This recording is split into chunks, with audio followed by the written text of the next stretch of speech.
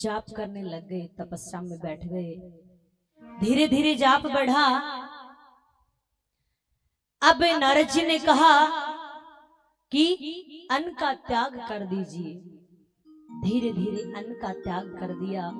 जैसे जैसे जाप बढ़ा, कहा अब आप जल का त्याग कर दीजिए। जल को छोड़ दिया। अब धीरे धीरे आगे बढ़े, कहा अब सिर्फ और सिर्फ वायु को पीकर ही जाप कीजिए। अब जैसे जैसे जल छोड़ दिया, अन्न छोड़ दिया, अब तपस्या बढ़ी, वातावरण शून्य होने लग गया, सबको परेशानी होने लग गई। देवता दौड़े दौड़े भगवान विष्णु के पास गए कि देखिए वो छोटा सा बालक है, प्राण निकल जाएंगे, आप जल्दी चलिए ना, उसको दर्शन दीजिए। देखिए आप पे कलंक लग जाएगा कि अगर कोई भक्ति करता करता कोई भगत अगर प्राण त्याग दे तो फिर आप पे कलंक लग जाएगा। ये सुनकर भगवान विष्णु आते हैं और इधर ध्रुव जी खड़े हैं और नेत्र बंद कर रखे हैं। जैसे ही झांकी दिखी, ठाकुर जी की नेत्र खोल लिए, सामने भगवान विष्णु खड़े हैं, इधर ध्रुव खड़ा है, लेकिन आपस में दोनों बोल नहीं रहे हैं। काफी देर तक एक दूसरे को देखते हैं। भगवान पास जाते हैं, उनके मस्तक पे अपना हाथ रखते हैं और बड़े प्रेम से बड़े सुंदर हंसते हैं भगवान विष्णु और कहते हैं क्या बात है। बोला बात कुछ नहीं है, मेरे को पिताजी की गोद से बड़ी माँ ने उतार दिया, मेरे को पिताजी की गोद में नहीं बैठने दिया, पता नहीं एक साथ कितने कितने प्रश्न कर डाले।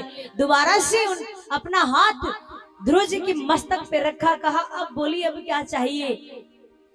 अब ध्रुव जी ने कहा अब कुछ नहीं चाहिए भगवान। कहा नहीं, फिर भी बताइए क्या इच्छा। कहा नहीं, अब तो कोई इच्छा नहीं है।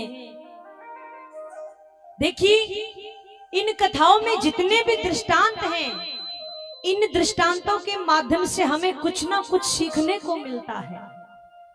इस दृष्टांत से हमें क्या सीखने को मिलता है कि लोग कहते हैं भक्ति करने की उम्र होती है, कहते हैं ना कि भक्ति 60 साल के बाद करनी चाहिए, पर करे कहां से 60 साल के बाद में तो हमारे हाथ पांव काम नहीं करते।